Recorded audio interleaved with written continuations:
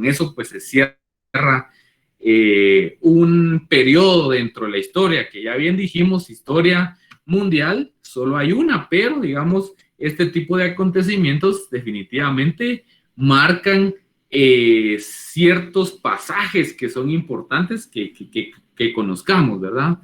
Bueno, entonces ya estábamos entendidos de esa situación, empezamos a hablar hablamos de la familia, hablamos de la gens, establecimos las diferencias de cada una de ellas y también establecimos que las teorías que vimos en algún momento, pues también se veían representadas a través de la gens y a través de la familia. Bueno, entonces sí había puntos bien importantes para diferenciar una organización de la otra. Decíamos que el extracto más reducido de una organización social era la familia, pues, y hasta mencioné que en nuestros tiempos se utiliza el término, se utiliza la frase de que la familia es la base de la sociedad, ¿verdad? Entonces, es una afirmación o es un pensamiento que seguramente tiene su asidero desde esa época antigua, ¿verdad? No es que ahora alguien,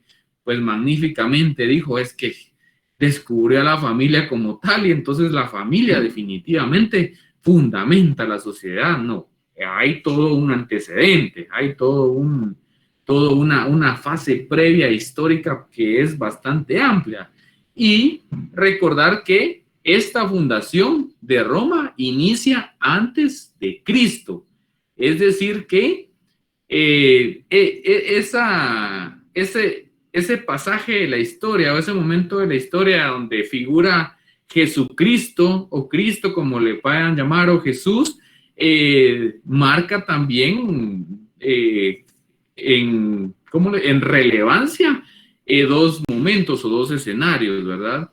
Entonces, es importante que tomemos eso en cuenta, ¿verdad? Que el imperio, este famoso imperio romano, inicia desde antes de Cristo y su decadencia se va dando ya después de la venida de Jesús, ¿verdad? Ya después incluso de la crucifixión de Jesús, ¿verdad? Quiere decir que Jesús también formó parte de esa realidad, formó parte de esa coyuntura romana, ¿verdad? Y pues ustedes, los que profesan de cierta manera alguna religión cristiana, me refiero a evangélica o católica u otro tipo de religión, que en algún momento pues han estudiado o les han expuesto la vida de Jesús, definitivamente han observado que figuran ahí autoridades romanas, ¿verdad? Y figura ahí también el derecho romano. Y por cierto, qué bueno que entramos a tocar ese tema porque les voy a enviar un documento, prometo enviárselos en estos días, que es muy interesante. Se llama El Juicio de Jesús. Entonces ustedes van a tener un panorama más amplio de cómo en teoría se debió realizar ese juicio de Jesús como un gentil, digamos, y por otra parte, todas las violaciones de derechos que se dieron en ese momento, es decir, a través del estudio, a través del paso del tiempo, pues se ha profundizado un poco más en el tema y se ha determinado que para que se llevara a cabo esa crucifixión de Jesús, que prácticamente podemos señalarlo como una pena derivada de un proceso criminal, entonces resulta que debieron agotarse varias etapas, debieron respetarse algunos derechos, debieron respetarse algunas garantías, pero fue de otra manera, ¿verdad? Inclusive cuando lean esa obra, como les digo, yo se las voy a enviar y va a ser contenido de examen, tal vez no para este parcial, sino que para el final. Pero ustedes se van a dar cuenta que hay situaciones que en este momento, cuando nosotros empezamos a aprender y a entender el derecho procesal penal, por ejemplo, hay situaciones bien interesantes. Por ejemplo, les pregunto a ustedes, yo creo que ustedes no llevan penal, pero han de tener alguna idea de esto. ¿Ustedes saben en qué horarios puede el Ministerio Público, conjuntamente con la Policía Nacional Civil, realizar un allanamiento? O como se dice popularmente, De 6 de la cateo. mañana A partir de las 6 de la mañana. Ajá. A 6 de la tarde. Exactamente. Ese es Antes el horario. Ni después ya no se puede. Exacto. Entonces, yo no puedo hacerlo ni a las 5 de la mañana, ni puedo hacer a las 6 o a las 18:30 horas, ¿verdad? Entonces, no crean que esa es una situación que se genera a este tiempo. Es una época, es una figura o es una temporalidad que se definió desde la antigüedad. Y cuando ustedes lean este proceso de Jesús, se van a dar cuenta que esa fue una de las garantías o algunos de los derechos que se vieron violentados en esa situación. Entonces, no es algo innovador, como les digo, y perdonen que le repita eso, que no es innovador, porque nosotros como estudiantes, cuando empezamos a ver el Código Penal, ¡ala, qué excelente! La historia del derecho penal, el Código Procesal Penal, decimos, ¡ala, qué interesante! ¡Ay, qué bonito esto! ¿Cómo se establece esto? ¿Cómo los legisladores previeron estas situaciones? Pero muchas veces, como les digo, son figuras jurídicas o instituciones jurídicas que vienen de mucho tiempo. E inclusive, como les digo, esto de la temporalidad para realizar una aprehensión o para realizar un allanamiento viene desde la época antigua. Y ahí ustedes me van a dar la razón cuando lean este documento. Bueno, continuemos. Entonces, ¿qué sucede? Solo una pregunta, disculpe. Dígame. Tengo duda, por ejemplo, primero fueron 3 tribus, ¿verdad? Uh-huh. Luego se dividieron en 10 curias. Ajá. Y de esas 10 curias tengo dudas si salieron 30 gens o seguían siendo 10 gens. Son 3 tribus. De cada tribu salieron 10 curias. Entonces, ¿cuántas curias tenemos? 30. Ajá. Lo que no se determina con puntualidad es cuántas gens se generaron, pero como estamos hablando o lo que estamos tratando de proyectar aquí, cómo fue el proceso donde se expandió, digamos, la población de Roma, entonces prácticamente ya no se tiene un dato tan puntual. Aparte de eso, recordemos que hubo una etapa donde no se documentaron muchas cosas. O sea, si no se especificó con certeza o con especificación las gens, menos iban a poder determinar las familias. Es decir, ya eran grupos pequeños, pero distribuidos en todo el territorio. Que no debemos olvidar que estaban alrededor del río Tíber. Ahí fue donde inició todo el asunto ahí sí que de la fundación de Roma como tal, con esas primeras tribus. ¿Estamos? Licenciado, disculpe, ¿río qué dijo? Tíber. T-I-B-E-R. Tíber. Gracias. Ok, perfecto. Bueno, entonces, después de las gens y de las familias, ya se empieza a hablar de las civitas. Entonces, las civitas indica la diapositiva que es aquella comunidad políticamente organizada en el siglo III antes de Cristo, es producto de la intervención de varias gens. Posteriormente, la gens desaparece. Entonces, ¿qué pasa acá? Acá es como un juego estratégico, ¿verdad? Es como relaciones interpersonales o relaciones interfamilias. Entonces, después de que se reduce a las familias, entonces resulta que las familias entonces se empiezan a juntar con otras familias, ¿verdad? Las gens se empiezan a juntar con otras gens. Entonces, el resultado de todos esos movimientos, de estos grupos sociales que prácticamente se diferencian tanto uno por la consanguinidad que habíamos dicho, la otra por el parentesco civil, pero también, digamos, va cambiando porque la sociedad va evolucionando, es decir, la sociedad cada vez se vuelve más civilizada. Entonces, posteriormente a existir estos dos grupos, lo que se forma son las famosas civitas. Esto lo tienen que tener muy en cuenta.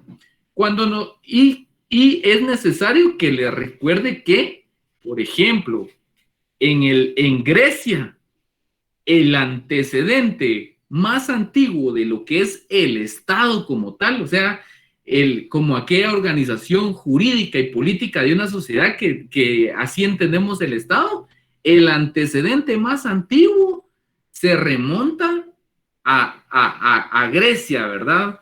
Entonces, ahí en Grecia existían lo que eran las polis, y esas polis podíamos decir que eran ciudades-estado. Entonces, cuando ya hablamos de ciudad-estado, significa que ya son organizaciones sociales ya más organizadas, o sea, es decir, ya hay más reglas, ya hay avances más tecnológicos, ya hay otro tipo de relaciones entre entre las personas que conforman ese territorio, etcétera. Entonces, digamos, las polis son las que se dan en Grecia. Entonces, después, cuando se empieza a fundar Roma y pasa por todo este proceso de las curias, pasa por eso de las gens y de la familia, resulta que ellos llegan a un punto donde se vuelven ciudades-estado también. Eso sí, por más avanzados, ¿verdad? Más modernos, con otro tipo de reglamentaciones, otro tipo de relaciones entre personas, etcétera.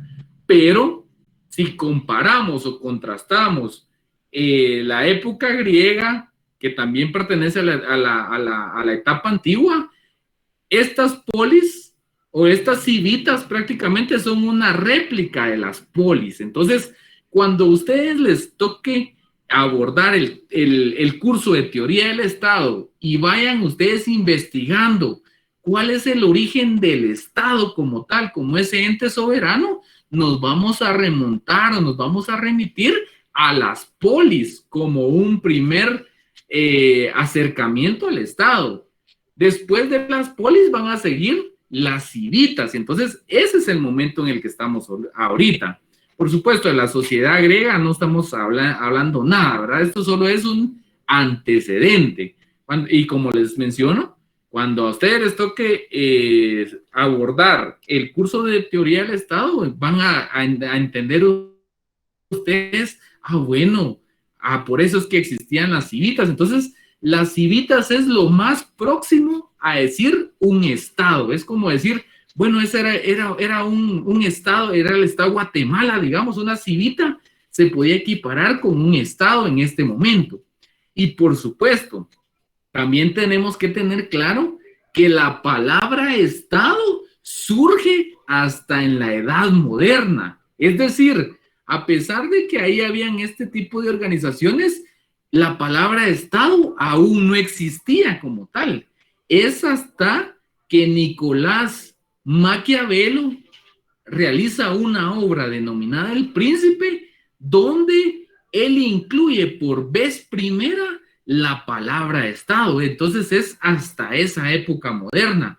Anteriormente a eso, sí había una organización administrativa, había una organización, digamos, gubernamental, pero no tenía la denominación de Estado. Entonces, ya cuando hacemos el estudio del Estado como tal, entonces decimos, bueno, aquí surgió la palabra Estado, pero veamos la naturaleza, veamos cuál es el fondo de esta institución jurídica. Entonces, va viendo uno, sí, pues el Estado sí traía un proceso, ¿verdad? Que primero se dio en Grecia con las polis, después se dio con las civitas, después con los principados, con el imperio, etcétera, ¿verdad?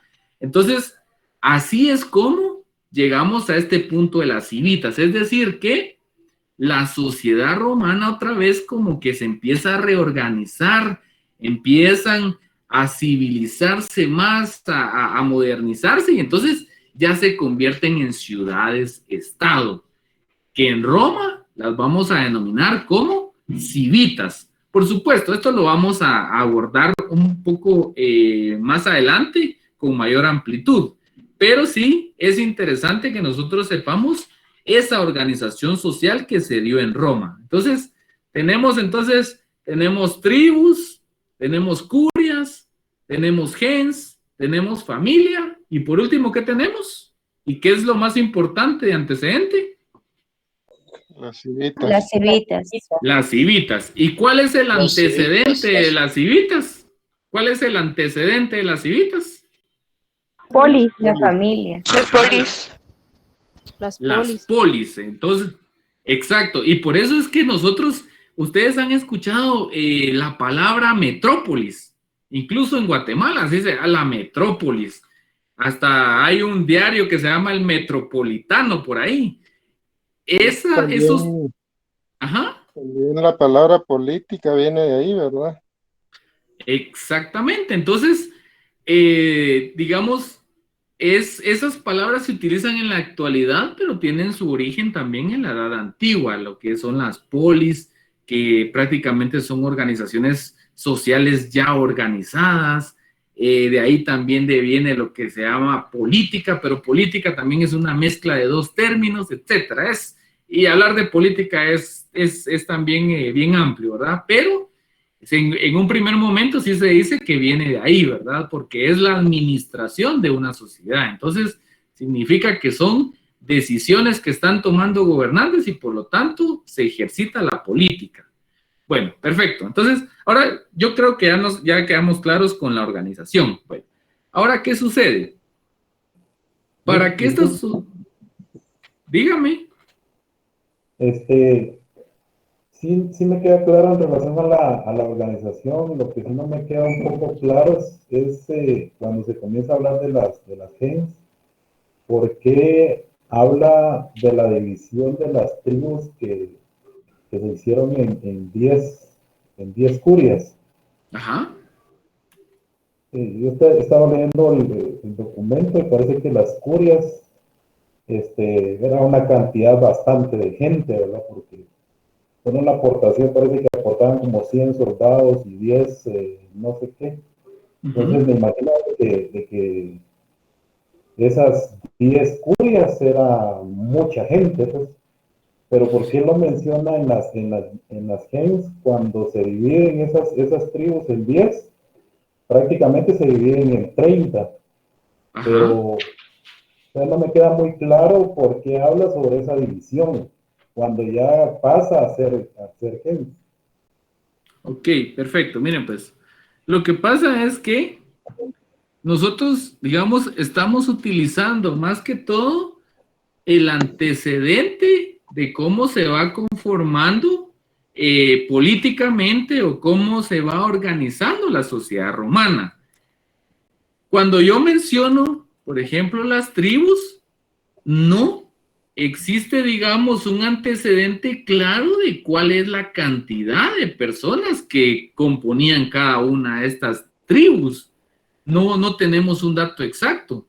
Lo que sí deduzco, porque como les digo, hay muchas obras que pudieran decir, mire, este se componía, por ejemplo, de 300, 600 personas, 1000 personas, etcétera, pero, o sea, nosotros no podemos dar certeza de eso porque no estuvimos presentes durante esa época. Entonces, ¿qué pasa? Acá se van dividiendo o se van separando, digamos, porque recuérdense que cuando un conglomerado es demasiado grande o es demasiado significativo, empiezan a generarse problemas de interés, empiezan a generarse problemas de poder. Y eso se los voy a traer a colación, digamos, con un ejemplo muy puntual en el caso de Guatemala. Les pregunto, ¿Guatemala es un estado unitario o es un estado compuesto?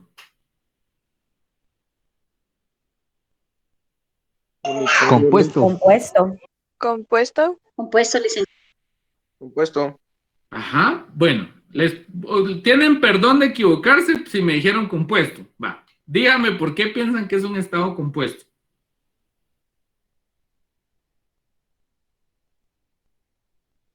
porque son 3 poderes, Lick. O sea, estamos equivocados. Están Yo digo equivocados. unitario, Lick. Están equivocados, pero no hay problema. Para eso están, para que hoy lo entiendan. ¿Va? El estado de Guatemala es un estado unitario, porque solo hay un poder concentrado, hay un solo territorio y hay una sola población. ¿Estamos? Porque si nosotros lo comparamos, por ejemplo, con otro tipo de estado, que vamos a poner de ejemplo al estado que está colindante con nosotros, al norte tenemos a México. Y México, si bien es cierto, es un estado ante la comunidad internacional, pero al interno resulta que está compuesto por varios estados. Entonces, en ese caso sí aplica lo que es un estado compuesto, pero nosotros no, nosotros somos el estado de Guatemala. Menciona Hillary que no escucha nada. Les pregunto a los demás, ¿ustedes sí me escuchan?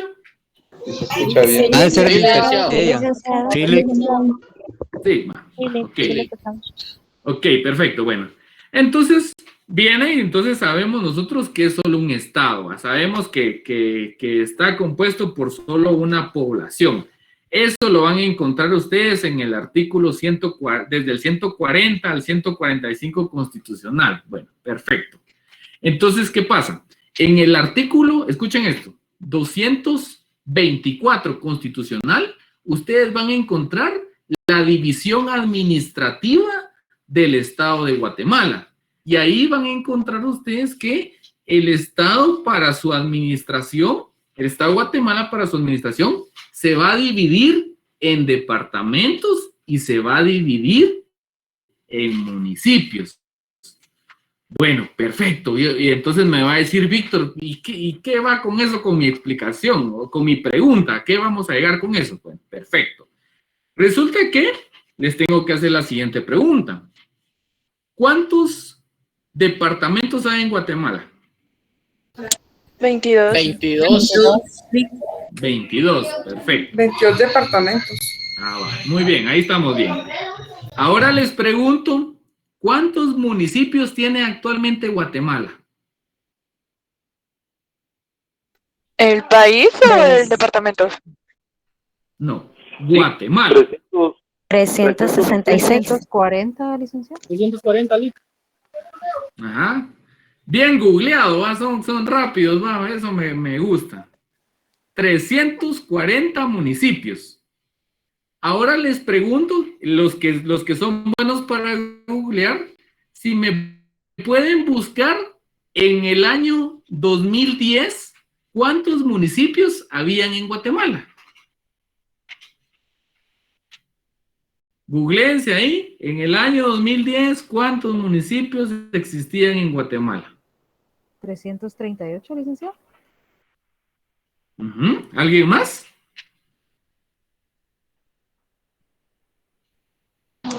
338. Muy bien, ya van. ¿300 cuánto? 305. 338, Lick. Bueno, entonces hoy ya aprendieron algo nuevo. Ya saben que hay 22 departamentos y en la actualidad hay 340 municipios. Pero esos 340 digamos, es un dato que ha ido creciendo conforme va cambiando la sociedad. Entonces, ¿qué pasa? Perdón, solo voy a silenciar aquí a Jocelyn.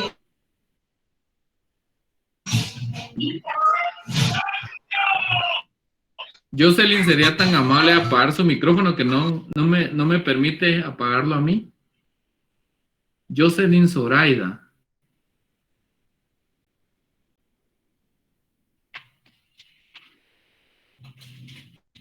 Muchas gracias. Yo creo que ya lo apagó. Bueno, perfecto. Entonces, les decía que ya sabemos nosotros que esos datos son los que tenemos actualmente, pero ya revisamos que para el pasado, si vemos para el pasado, habían menos municipios. Entonces, ¿eso qué significa? Que los grupos sociales tiende a tener distintos intereses o a separarse. Entonces, ¿qué pasó? Habían 338 municipios, pero posteriormente, en uno de esos municipios, pues algún líder, alguien que era importante dentro de esa sociedad dijo, fíjense que yo no estoy de acuerdo con las decisiones que se están tomando con el actual municipio. Yo no estoy de acuerdo con la gestión administrativa local que se está tomando. ¿Saben qué? Armemos otro grupo. Veamos cuáles son los requisitos de ley para crear un municipio y generemos otro municipio. Bueno, entonces de esa cuenta viene y se crea entonces otro municipio. Por supuesto, esto no van a creer que 5 personas, con 5 personas se va a conformar un nuevo municipio. No, necesita cierta cantidad de personas que está determinado en la ley. Necesitan llevarse ciertos procedimientos para que el mismo Estado de Guatemala les dé ese reconocimiento como una nueva corporación municipal. Bueno, entonces, ¿qué pasa? Ya esos 338 que habían en el 2010, entonces ya en el 2015 ya eran 339. Bueno, resulta que en otro lugar alguien inconforme con el grupo social o con la administración local tampoco está de acuerdo y dice, bueno, no, ¿y por qué nosotros tenemos que hacernos a esta administración? El alcalde está haciendo actos de corrupción, el manejo de los fondos no me parece, realmente pues los síndicos hacen lo que quieren, los concejales son prepotentes, etcétera. ¿Saben qué? Creemos nuestro propio municipio. Bueno, perfecto. Entonces, de esos 338, entonces ahora tenemos ¿cuántos? 340 municipios. Entonces, ¿qué pasa? Si nosotros equiparamos esta realidad que tenemos actualmente y la trasladamos a esa época romana, entonces vamos a entender por qué hay esas variaciones en los grupos. Porque cuando entre más personas haya, más conflictividad hay. Y siempre va a haber un grupo que no va a estar conforme con las decisiones de otro. Entonces, ¿qué sucede? Los grupos empiezan a segregar. Los grupos prácticamente se empiezan a separar. Y entonces, lo que trata de hacer, digamos, la doctrina o lo que tratan de hacer los estudiosos del derecho, los estudiosos políticos es, bueno, establezcamos por qué se empezaron a separar estos grupos, ¿verdad? Y tratemos de darles una denominación. Entonces, es de ahí de donde vienen las famosas tribus, las famosas curias, las famosas gens, la familia y posteriormente la civita. Es decir, después de toda esa segregación que se da y que posiblemente fue hasta desordenada, entonces ya hay una civita. Y la civita, como lo establece aquí la diapositiva, establece que una comunidad políticamente organizada. Entonces, ya es otro nivel, ¿verdad? Aquí ya hay una seriedad, ya hay una formalidad más de una sociedad organizada. Entonces, le pregunto, Víctor, si con ese ejemplo que le di y con esa equiparación de contextos, ¿se entiende el por qué varían esos grupos sociales en la historia? Al final lo que logré entender ya con la explicación que usted me dio es de que habían 3 tribus. De estas 3 tribus se dividieron en 10 curias por cada tribu, lo que decía el compañero Alex anteriormente. Entonces serían 30 curias. Ajá. Entre esas 30 curias había un porcentaje que eran gens y otro porcentaje que eran familias, que estaban liderados por cada uno de, por ejemplo, en el caso de los gens, estaban divididos por los pater gentiles y las familias por los pater familias. Así sería, ¿verdad? Exactamente. Les pregunto, ahí estamos perfecto. Les pregunto, ¿todos entendieron la explicación de Ludwig, de Víctor Ludwig? Si la entendieron, así como él me la explicó, estamos bien. Hemos entendido a cabalidad la clase. Sí, Entendimos. Ok, perfecto. Entonces, ¿hasta llegar a qué? Hasta llegar a las civitas. Entonces, ya cuando hablamos de civitas, entonces decimos, bueno, aquí ya estamos frente a una ciudad-estado. Entonces, pero anteriormente se da cabal, como él lo explicó. Entonces, ¿qué corresponde ahora? Bueno, como ya sabemos... Buenas noches, licenciado. Sí, Ana María, dígame. Mi pregunta es, para crear un municipio, ¿cuántas personas se necesitan? Fíjese que según recuerdo son 20,000 personas las que se necesitan como mínimo. Ok, gracias. Ujú. Igual averigüen, ustedes pueden ser de que yo les esté dando mentiras acá de todo lo que les estoy diciendo y ustedes si no lo confirman van a seguir engañados. Entonces, consulten, no recuerdo muy bien, pero son, si no estoy mal, 20,000 personas para constituir un municipio. Y... ¿sí? Licenciado, estaba averiguando y son 10,000 personas las que ya tienen, por ejemplo, se tienen que organizar 10,000 personas para organizar un nuevo municipio. Ah, ok. Entonces, para el departamento son las 20,000. Exacto, licenciado. Exacto. Entonces, ¿y de qué, digamos, por qué se da esta situación de que va cambiando tanto los departamentos o pueden cambiar los municipios? Porque nunca debemos olvidar que la sociedad es cambiante. Los momentos coyunturales que nosotros vivimos en esta época, en unos 10 años ya no van a ser los mismos, van a ser otros, van a haber otros fenómenos, van a haber otros factores. Entonces, por eso, cuando ustedes ya entren al derecho administrativo, vamos a encontrar que una de las características del derecho administrativo y por ende de la administración pública es que es cambiante, pero es cambiante porque obedece a que la sociedad varía en distintos momentos de la historia, varía conforme va transcurriendo el tiempo. Bueno, entonces, ¿qué sucede? Ahí ya creo que quedamos claros. Entonces, ahora ya aprendieron algo más. Para que alguien quiera iniciar otro municipio, se necesita la solicitud de un mínimo de 10,000 personas. Y si es para constituirse como un departamento, un mínimo de 20,000 personas. Por supuesto, estos solo son los requisitos en cuanto a la cantidad de personas.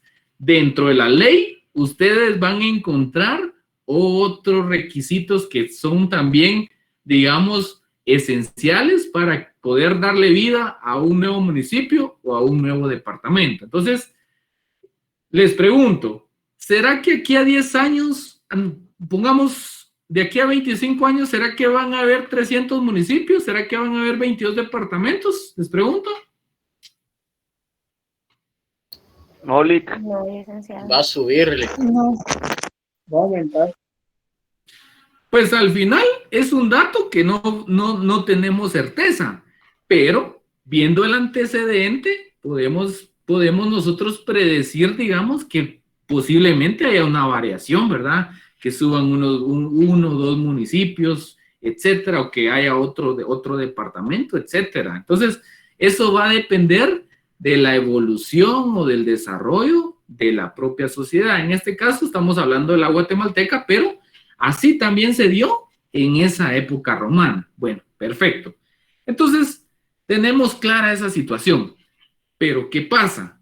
Bueno, entonces, si decimos que existen las civitas como tal, eso significa que ya hay una sociedad organizada, ya hay un orden, ya hay autoridades, digamos, legalmente reconocidas, ya hay instituciones, ya hay procedimientos, ya hay reglas más claras de convivencia. A eso nos referimos cuando decimos que es una sociedad organizada.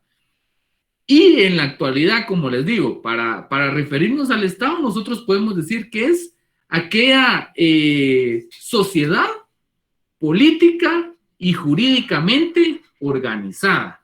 Y eso lo podemos evidenciar, les dejo como tarea, que lo lean en el preámbulo de la Constitución Política de la República de Guatemala.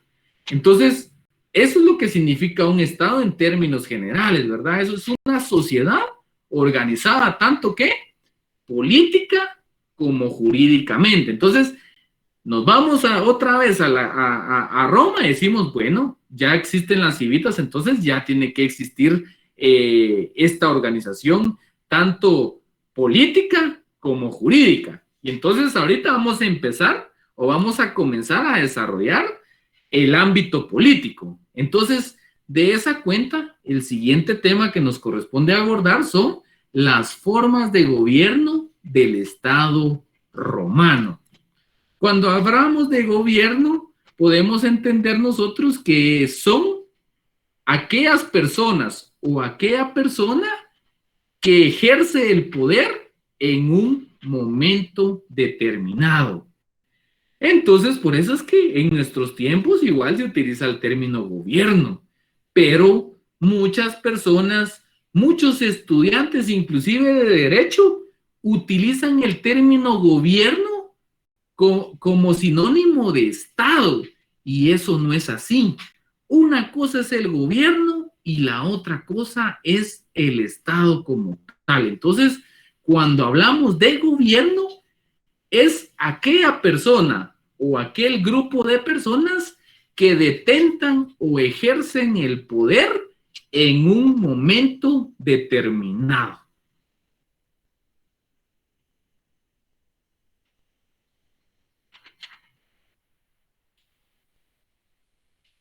Eso les tiene que quedar claro. Entonces, por nada del mundo, confundan esos dos términos, ¿oyeron?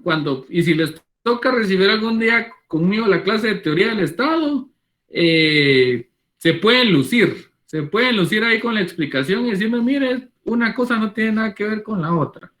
Tienen cierta vinculación, pero no, un concepto es aparte del otro. Bueno, perfecto.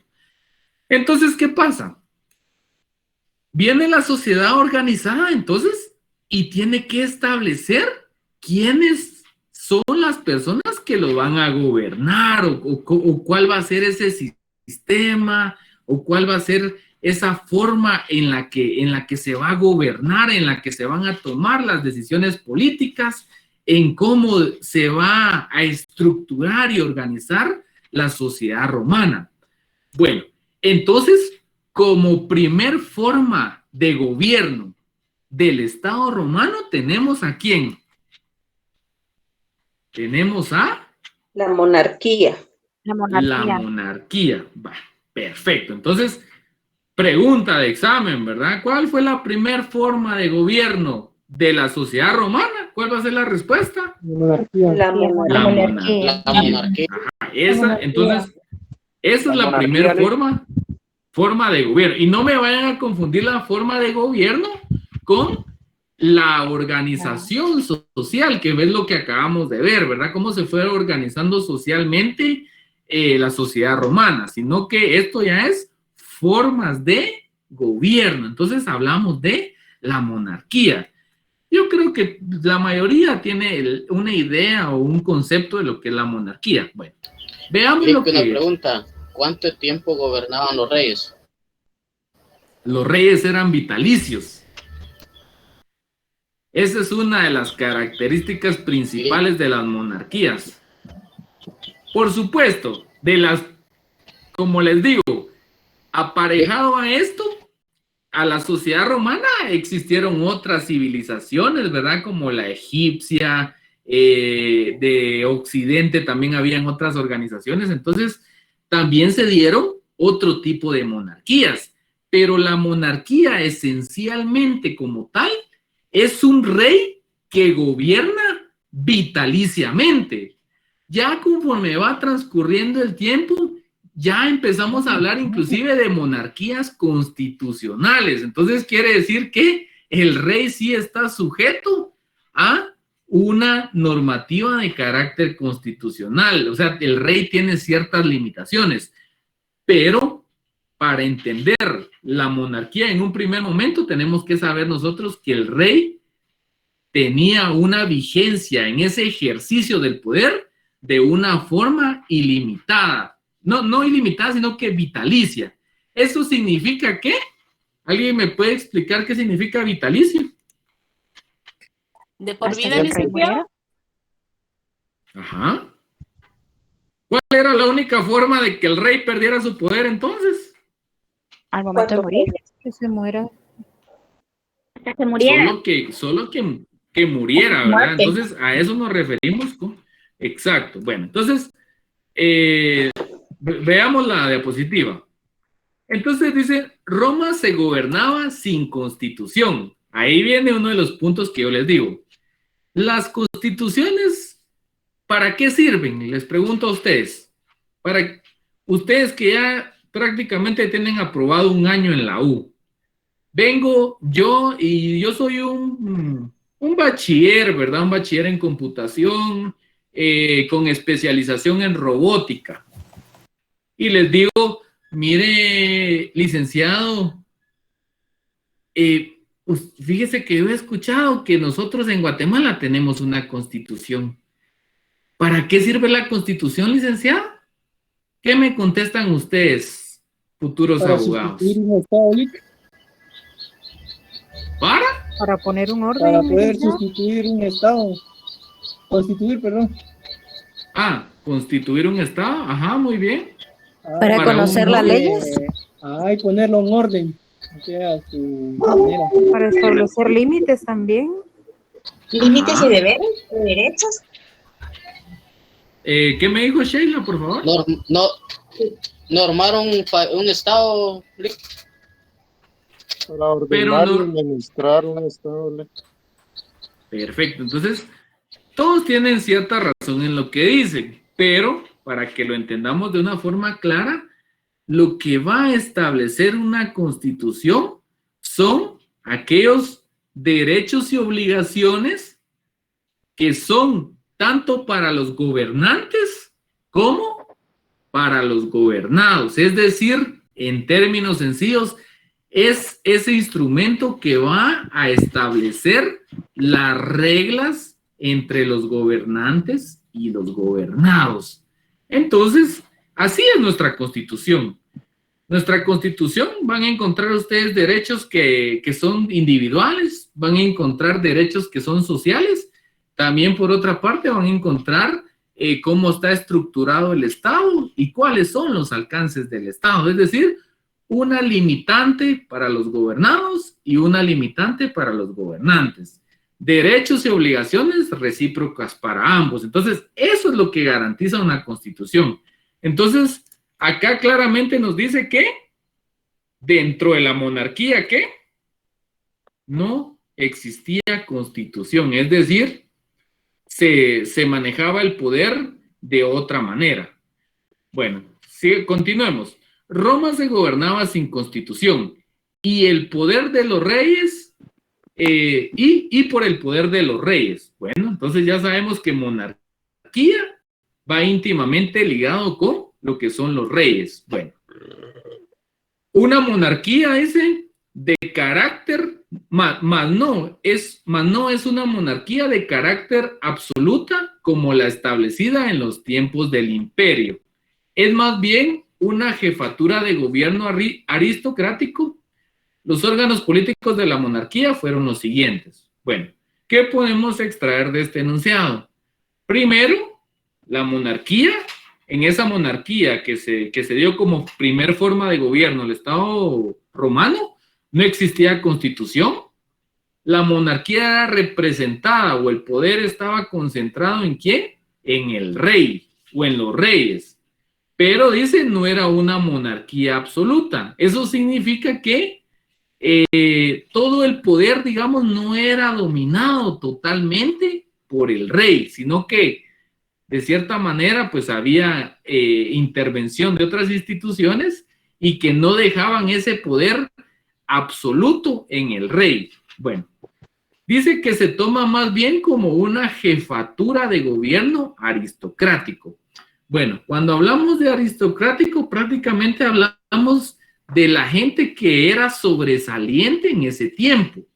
Entonces, ¿quiénes podían ser sobresalientes en ese tiempo? Podían ser sobresalientes los políticos, podían ser sobresalientes los militares, algún científico. ¿Podría decir que era un magistrado y puede ser licenciado?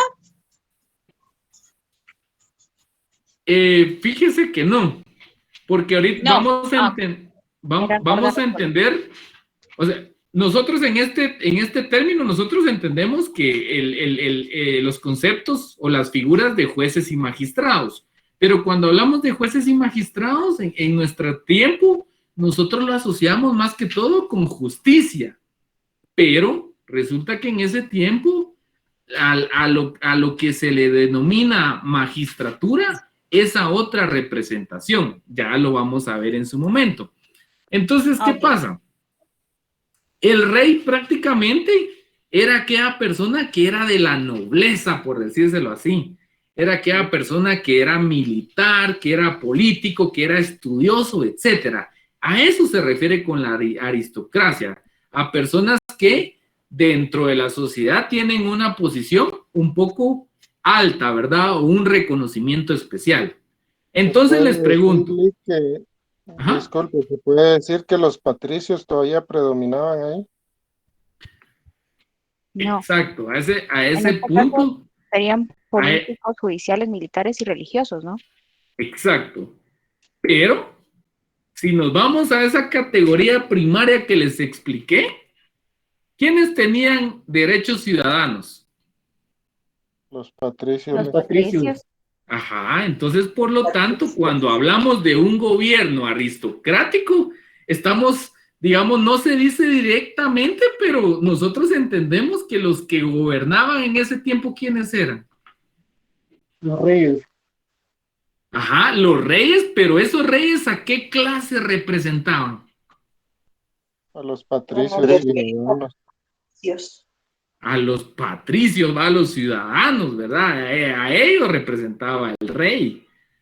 Bueno, fíjense que resulta que ya van a ser las 7, se nos va el tiempo muy rápido en estas clases, muy, muy bonitas, muy interesantes, pero ustedes tienen que ir a recibir otra clase y entonces vamos a dejar el punto hasta el día de hoy. El documento que les mencioné del juicio de Jesús, eso se los voy a enviar entre hoy y mañana. Pero, ojo, y no quiero que después me van a estar preguntando lo mismo.